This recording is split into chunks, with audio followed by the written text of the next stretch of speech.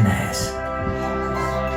Stand here at dawn and it feels like a place of wonders. The kind of place where legends begin.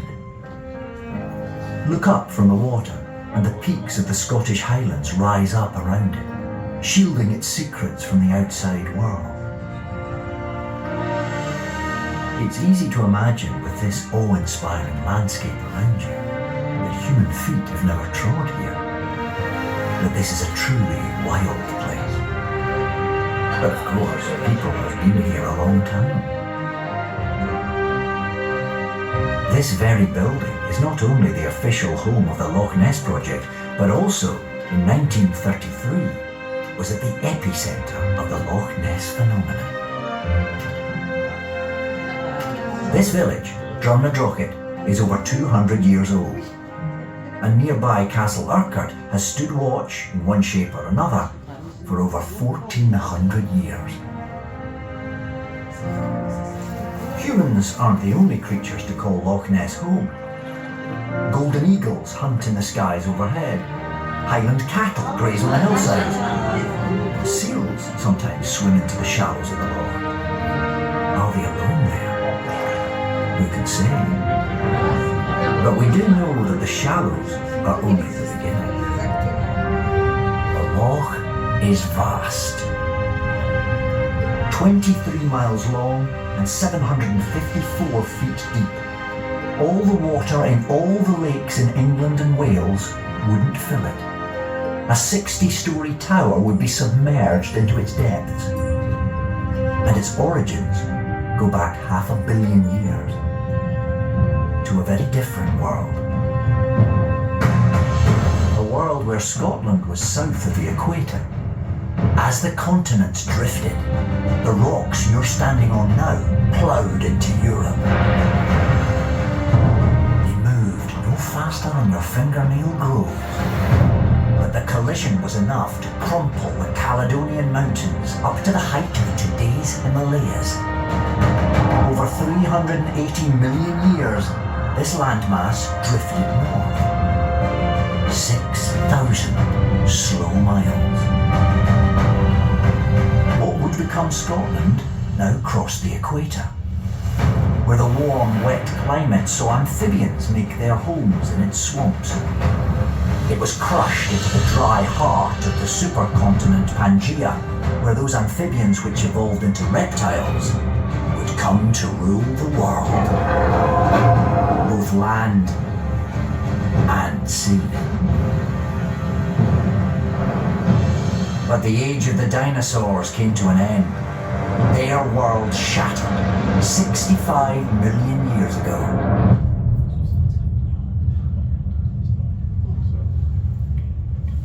Still, the continents crept north.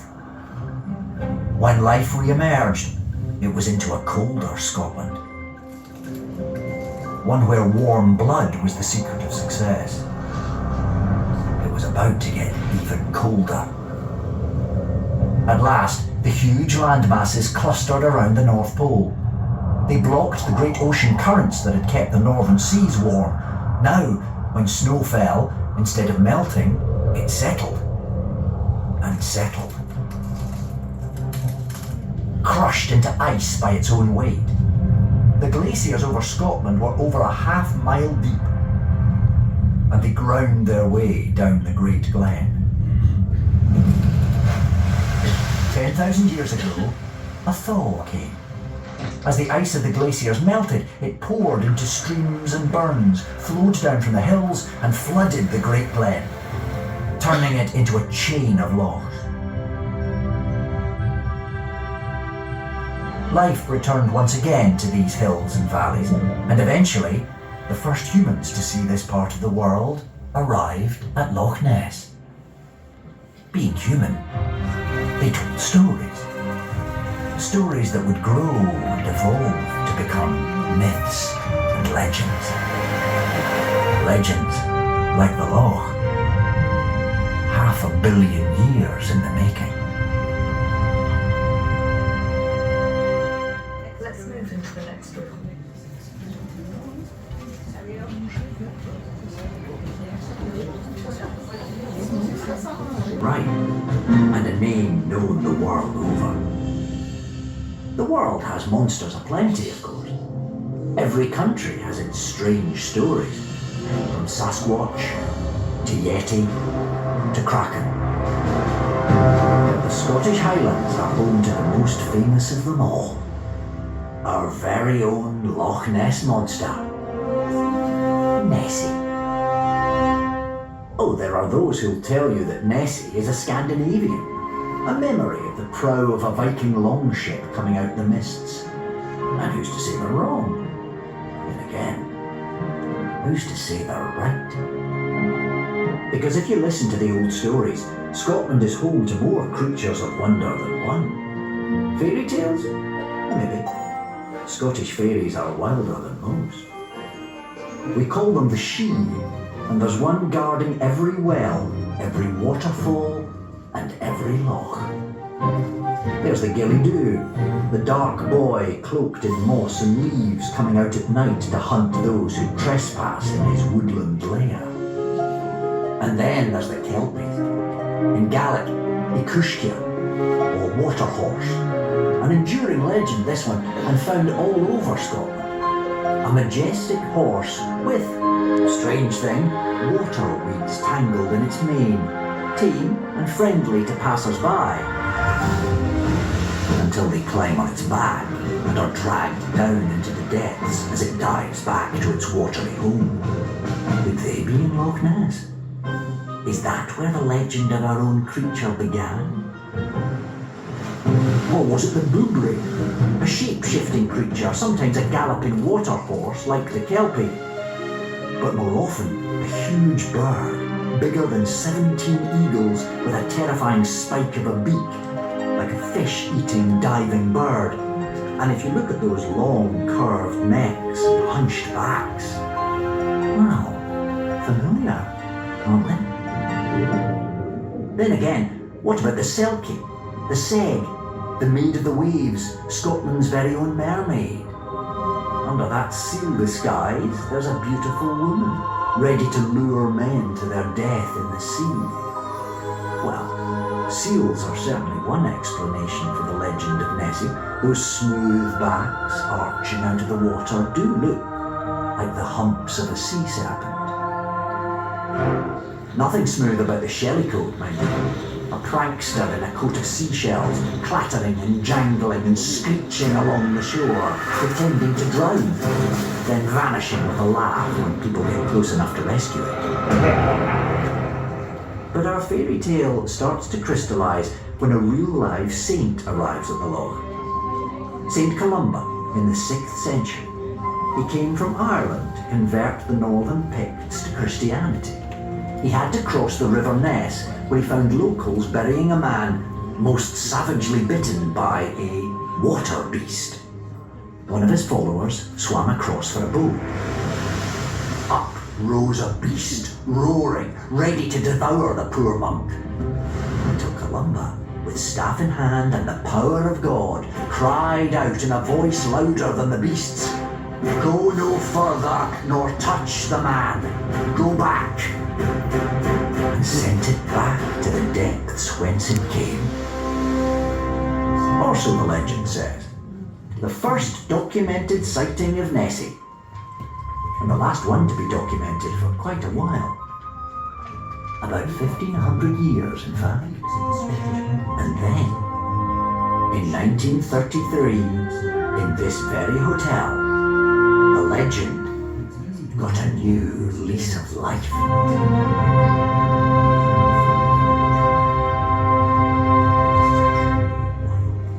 Let's move into the next room.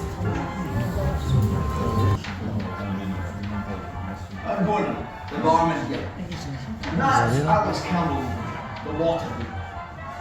And now, we find ourselves in the Drumnadrochit Hotel Bar, often called the Drum, on a quiet day in April 1933. Very quiet. Did you hear something? That was until the arrival home of the hotel manageress, Mrs. Aldi Mackay. Are you alright, Mr. Mackay? You look like you've seen a ghost. Alex, I've seen it. Plain as day. Mrs. Mackay, what exactly is it that you've seen? John and I were driving back from Inverness, and I happened to be looking at the loch, and then the water started to bubble and boil, and I saw it. What did you see? I saw the beast, Gordon, and don't you mock me, I know what I saw. What did it look like? How big was it? Black and wet and huge, Alex. It looked like a whale. It was, with the water rolling off it. It swam in a great circle for a minute or so, stirring up waves big enough for a paddle steamer, and then down it went in a great mass of foam. Oh, yeah, you certainly had a fright there, Mrs. Mackay. Yeah, now that I think of it, my granddad used to talk about James Cameron, the old gamekeeper. Well, he busted here, white as a sheet, just like you, Mrs. Mackay, come from the Loch Ness as well. Said he'd been fishing with a huge animal sucked by his boat. Aye, and old Sandy MacDonald rambling on about a huge salamander. I mean, I was fairly sure his salamander had crawled out of a bottle, but what do you hear? By 1860, if you had asked anyone local, you'd have heard all about something in the loch. Plenty of tourists came up to the loch on steamers, but you never heard anything from them. It was a local mystery. Well now, I think some sort of public warning would be in order. I did keep my name out of it, Mr. Campbell, and my hotel. Aye, good point. Reputations to consider and that. Still, we'd have a quiet word with the Inverness Courier about this. Monster! And now it's a monster. Word was bound to spread. Here, did I ever tell you about that tailor? He was up from London on holiday, George Spicer. Said something ran across the road like a dragon or some sort of prehistoric animal with a great long neck. Man and his dogs get a story about a monster now. And no two alike. I even heard it on the radio. The latest from the loch. The monster raised its head again, reporting live from Loch Ness this afternoon. I've seen it! Well, not me, but I am. She saw it! We saw this great net coming out of the water. There's a £20,000 reward for anyone who can catch it. We saw it through a telescope for 10 minutes. I saw 2 hands, I think. I saw 4. Almost ran it over with my motorcycle. It was like a seal crossed with plesiosaur. Everybody's a cryptozoologist now. I made this drawing of the monster ISO, a great sinuous humps. It was like an eel. Yeah, an eel. Like a huge... Oh, come on now, eels don't grow that big. No, I see it myself now. It has a definite neck. 6 feet of neck. Welcome to the birth of a modern legend. A monster that looks like a plesiosaur. Large whiskey and soda, please. Oh, Mr. Wetherill, is it? The big game hunter up from London. You found anything yet? Found anything? Found it. Footprints. Footprints in the mud by the loch. And from the size of them, they can only belong to a monster. Mercy! Oh, we'll be eaten in our beds! Mrs. Mackay could sleep soundly though.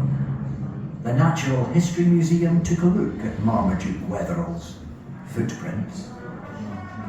Oh, you left a couple of things in your room when you checked out, Mr. Wetherill, including your slightly muddy souvenir African fruit ashes.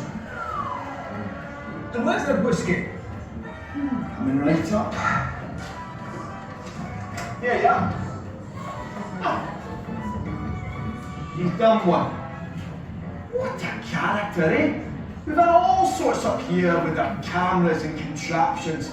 A lot of photos popping up as well. You've got Hugh Gray's photo. And then, of course, this iconic photo taken by the surgeon Robert Wilson, famously known as the surgeon's photo. Oh, Lieutenant Stewart up at the forestry. He says he saw those humps out on the loch too. And don't forget Peter McNabb's picture. Then there's Tim Dinsdale, very respectable aero engineer. Came all the way up here after reading about the use of the picture in the magazine. Speaking of the devil, evening Tim. Gordon, I've managed to catch the first film of the monster. They'll be famous. Maybe even make it on TV one day. Here, did you get anywhere with Sir Peter Scott? Oh yes, he and David James, MP, are going to set up a Loch Ness Phenomena Investigation Bureau. Good for Sir Peter. Well, thank you. But if you ever find that creature, I want it properly protected. The first step is to give it a proper scientific name. Nessiterus rhomboteris, the diamond fin wonder of the Ness. Very good for business, this Loch Ness Phenomena Investigation Bureau. Staying out of the loch all day, and in our bar all week. There was even a sighting by a retired policeman, Detective Sergeant Ian Cameron. I definitely saw something break the surface out there. Big, black, like a whale. It dived, and then came up again. Maybe 250, 300 yards from us. Everyone, come quick. You won't believe what I just saw. This way. Follow me. Chings. What have I started? Fuck. I'm starting to think I should have just kept it to myself.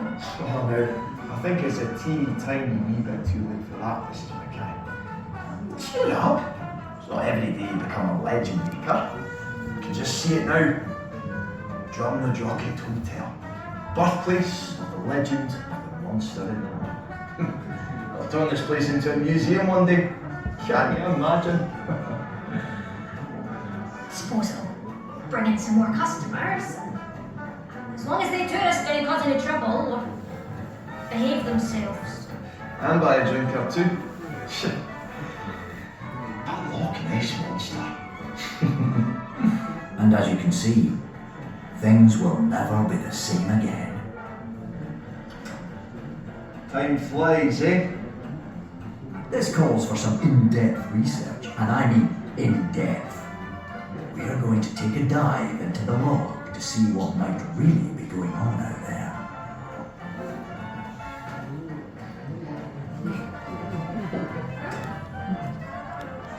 That's your cue to skedaddle. Bar's closed. No one. Old enough to be our own Jurassic Park. If it's wildlife you want, the loch has plenty. Salmon, eels, otters, even the odd adventurous seal. Have any of these creatures played a swim-on part as Nessie over the years? Maybe.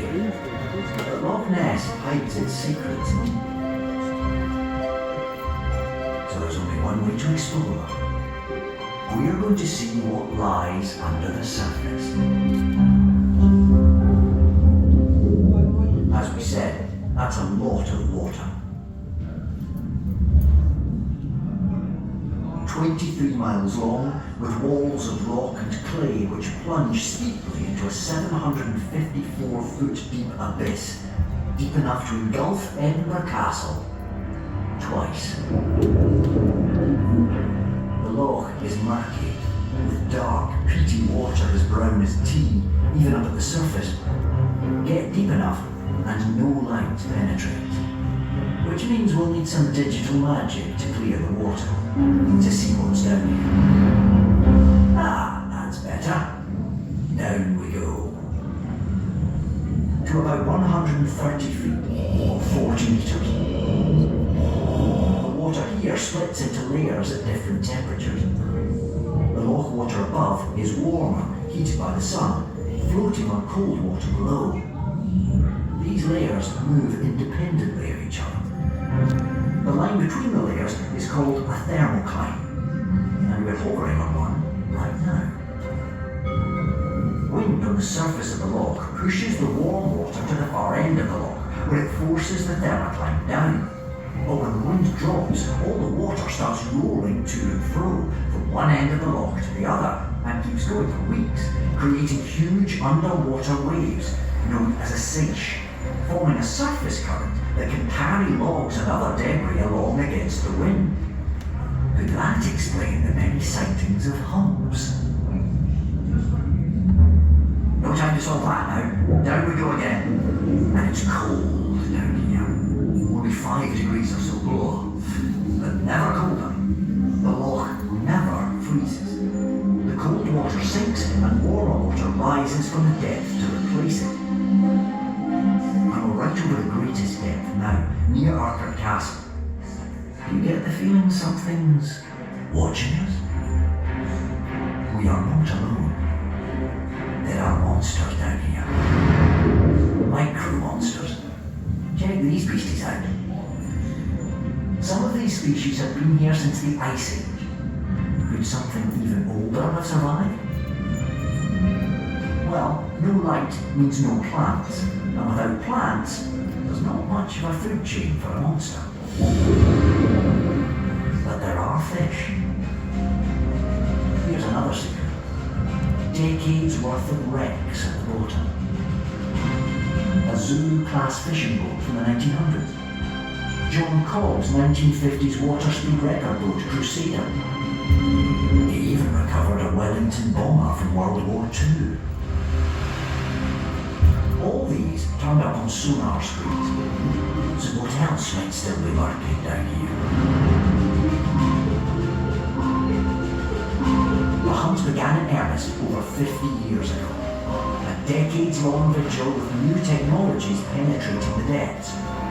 Explorers like Adrian Shine, founder of the Loch Ness project, who we'll meet later, have waited and watched and scanned the depths.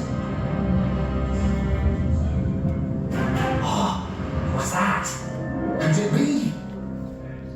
Oh, no, sorry. It's just a log. This tree stump here actually caused a commotion when an underwater camera caught it back in the 70s. It does look like something else. And what's this? Also taken around the same time. Another log? We've tried other ways to find answers. Here's Adrian squeezing into the machine. The tiny one-man observation pod he tested in the clearer waters of Loch Ness. 2 cramped, freezing hours at a time. The Pequod up there investigated Loch waters too. And the Viperfish, the one-man yellow submarine you saw outside, built by Dan Taylor, an American submarine enthusiast, took to the depths of Loch Ness. One account of his voyage gives us something to consider. On reaching the loch floor bed, Dan found himself within a silt storm that sent him in a 180-degree spin. Dan was unable to identify what caused this. He had indeed entered uncharted waters. A close call that he could never explain. I think we best move on. Let's see what else we can learn from the real scientific research into Loch Ness, undertaken by Adrian and others.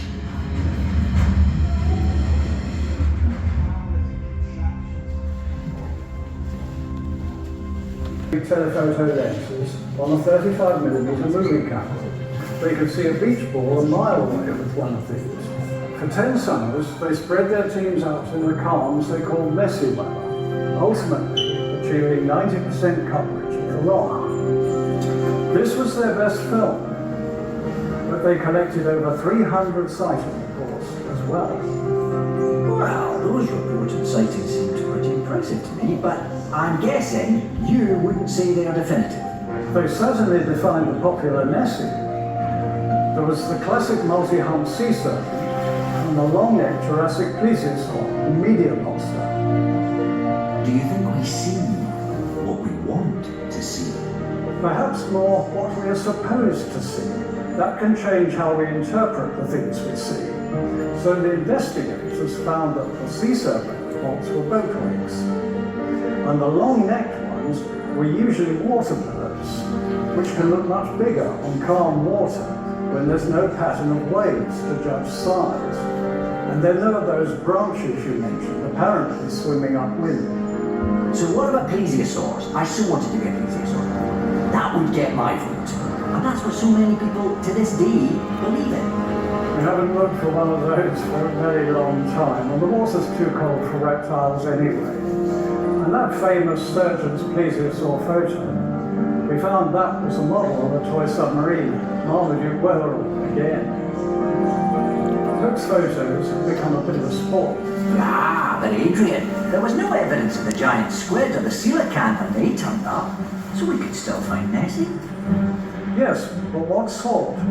Mammals would cope better with the cold, but they eat a lot more than reptiles, and as you've said, the low productivity doesn't make much of a menu for a herd of monsters. The odd seal does get you, but not whales, would be obvious. What about fish? Ah, the modern fish theories. I call them the big three.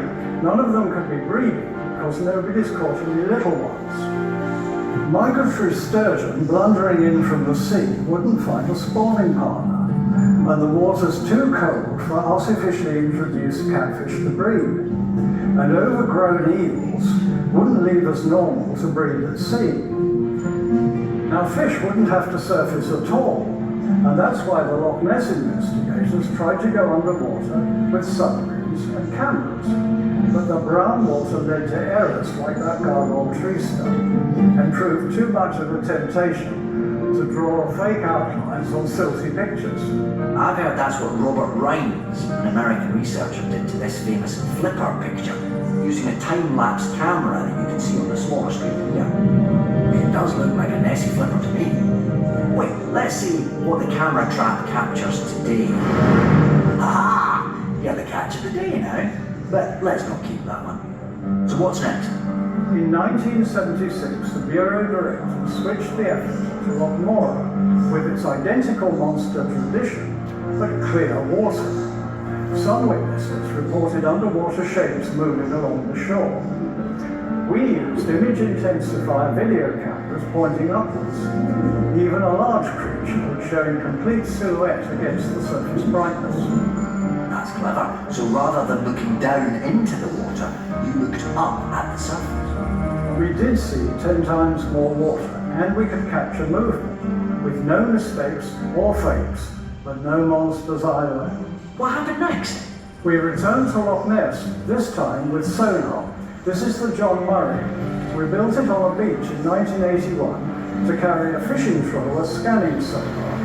The forward superstructure pivoted the vessel steadily downwind for long silent patrols.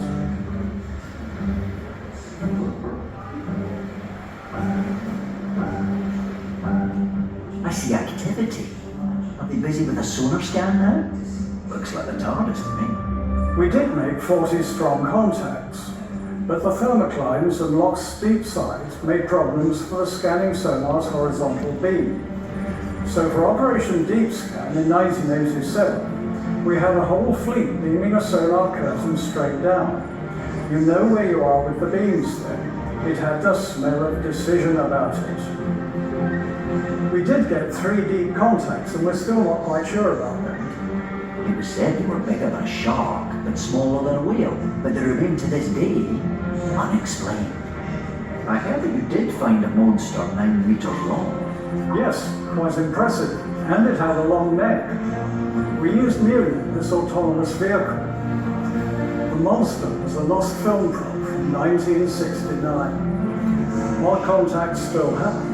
I saw something in the media about a more recent sonar contact reporting an object the size of a transit van. I've heard there's no explanation for that. The waters of the Loch are pretty interesting too. I guess it tells us so much about our environment. Yes, it does. But it's also a baseline for thinking about monsters, especially if there's so little food for a resident population. In the 1990s, the Rosetta Project drilled 6-meter-long coals in the Loch sediment. History like urban book in every band and page. From the melting of the ice to radioactive isotopes from nuclear bombs and show it's all there in a muddy time capsule. Did you check for monster DNA? Yes, we sampled with Professor Gemmell's team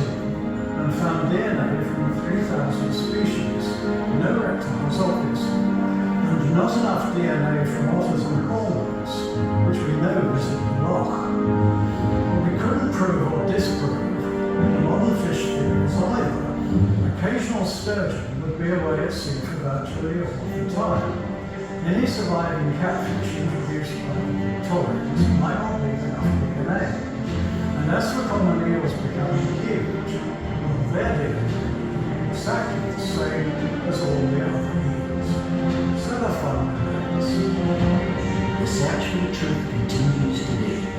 From Steve Fell from Doors Beach, to Anna McKenna and Loch Ness exploration, to boat stickers travelling the loch every day. Still unsure? As long as there's no firm scientific evidence to disprove the monster, the possibility still remains open. And speaking of the search for truth, I think it's now time to gather in the hotel lounge to summarise the story. We can debate what we've heard so far and make up our own minds. Let's move into the next room. Gordon, will you help us to sum up the evidence and add any more if you have it? I was wondering what happened to you all. Soon they'll be your twin to vote on what you think. Do you see Nessie? Do you see nonsense? Or do you still see possibilities? Let's take a look at some of the evidence. There are so many credible witnesses, both past and present, who all swear they actually saw something. Let's call a few up. Luckily, I've got them on tap. St. Columba vanquished the water beast 15 centuries ago with the power of God as a weapon. That's been written up in a pretty serious book then. Mrs. Ellie Mackay, the manager of this very hotel, a highly respectable woman, saw something in the loch with her very own eyes. She described it as a beast, and it made Loch Ness famous all over the world, even though she didn't want the publicity. Tim Dinsdale gave up everything in his search for the monster. He actually filmed something and genuinely believed it was an animal. Let's hear from self-proclaimed Nessie hunter Steve Belton.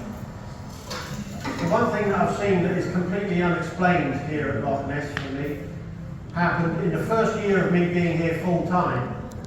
And I was at Fort Augustus at the other end of Loch Ness. And imagine the waves are about this high, coming from my right across to my left, and something shot through against those waves like a torpedo going through the water. All I could see was the white water spraying off of this object as it hit each oncoming wave, so it would just be a splash of water, so it plof, plof, plof, against each oncoming wave.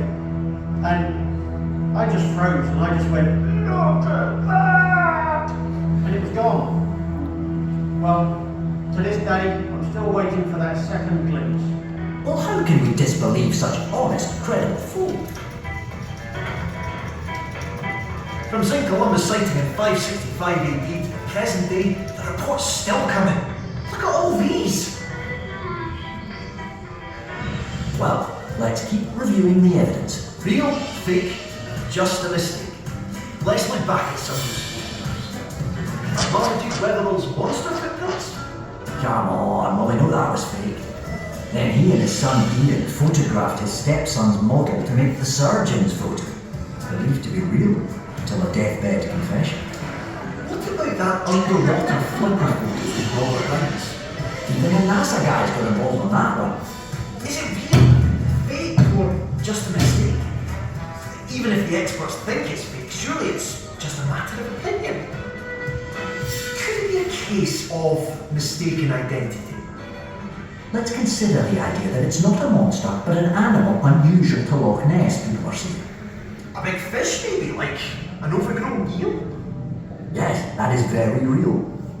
It could be migratory sturgeon, introduced catfish, or overgrown eels. What about a large mammal? Yes, that's real too. Loch Ness is open to the sea and seals could enter the loch. Could nature be fooling us with those swimming looks? We know that Loch Ness has those funny surface currents carrying branches upwind. Is that what people are seeing and mistaking for Nessie? Or is it simply boat wakes? Again, look at this evidence. Paddle steamers in the past and modern boats leave wakes that could very easily account for many of the photos of a monster breaching the surface of the water. A model of one of the culprits of this type of mistake is over there for you to have a look at. Could science provide the answer? Look at this solar compact, said to be around the size of a transit. No one can explain that one away. Oh, that was awesome. Real. All day long. What do you all think? Data scans reveal to us how vast Loch Ness is. Plenty of space for the monster to hide. Underwater cameras have given us nothing conclusive. It is dark down there, but there are a couple of accounts of divers having been spooked by a swoosh or shadow of something large moving overhead. How about an actual live plesiosaur? That's how many people think of Nessie after all. Well, science tells us that the water is too cold and no reptile DNA has been found in the loch. Science also told us plesiosaurs could only frequent saltwater bodies, only for remains to have recently been found in freshwater. So scientists can get things wrong.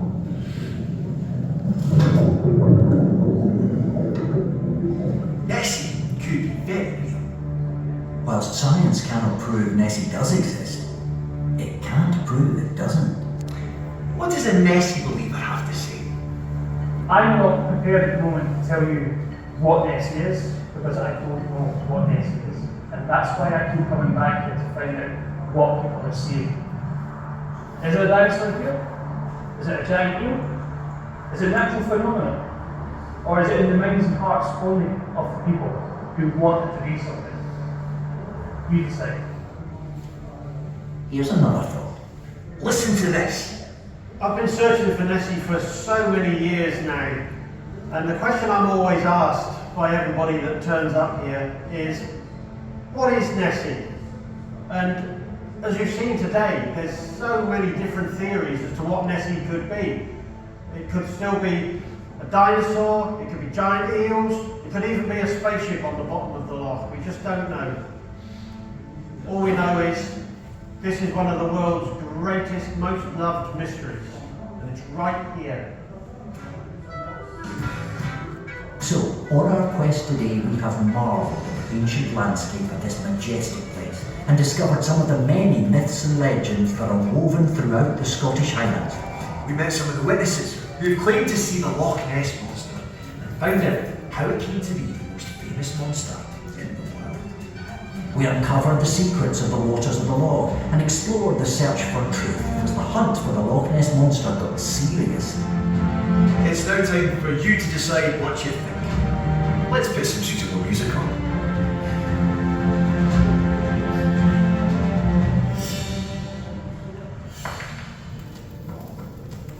These are your voting options. Do you see Nessie? Or do you see nonsense? Or do you see possibilities? Take your places at the tables. Vote by pressing a button for the explanation you support. Ready? Okay, vote now.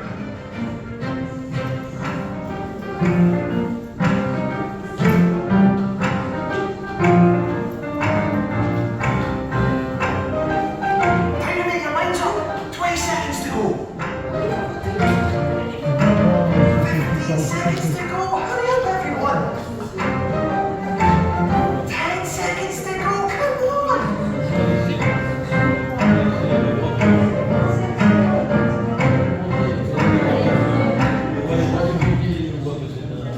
And here we are. Step away from the buttons, please. The votes are in. And... Open to ideas but wanting proper evidence, eh? But maybe the mystery matters more than the monster. After all, this is Loch Ness. Even if there isn't anything out there, there ought to be. Regardless of the result, as you leave the Loch Ness Centre today, you are now part of the Loch Ness quest. So keep